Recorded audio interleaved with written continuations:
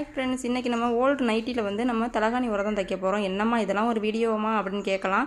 சில பேர் வந்து வேஸ்ட்டாக போகிற நைட்டியை வந்து என்ன பண்ணுறதுன்னு தெரியாமல் கீழே போட்டுருவாங்க, இல்லை வேறு கறி துணி எதுக்காவது யூஸ் பண்ணுவாங்க.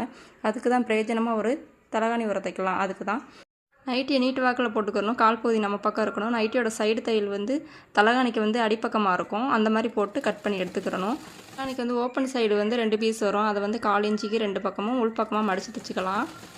ஓப்பன் சைடு வந்து போல்டிங் அடித்து முடிச்சதுக்கப்புறம் 2 போல்டிங்கும் ஜாயிண்டி ஒன்றா வச்சு ஒரே நீட்டாக ஒரு தையல் போடணும். 2 பக்கமும் மேல் பக்கத்துலேருந்து கீழே போட்டால் தான் நமக்கு வந்து மேலே வந்து எச்சு கம்மி வராது. அதனால எல்லாம் அசிங்கமாக இருக்கும். அதனால் மேலேருந்து ஸ்டார்ட் பண்ணி முடிங்க. தலகாணி வர ரெடி ஆயிடுச்சு. இப்போ நம்ம தலகாணியை மாட்டிக்கலாம். இந்த ஓப்பன் சைடு வந்து ஓப்பனாக இருக்குது உங்களுக்கு பிடிக்கலனா 2 ரோப் தைச்சு அதை வந்து நாடா மாதிரி வச்சு கட்டிக்கலாம். அப்படி இல்லைனா 2 காஜா 2 பட்டன் வச்சு அதை க்ளோஸ் பண்ணிக்கலாம்.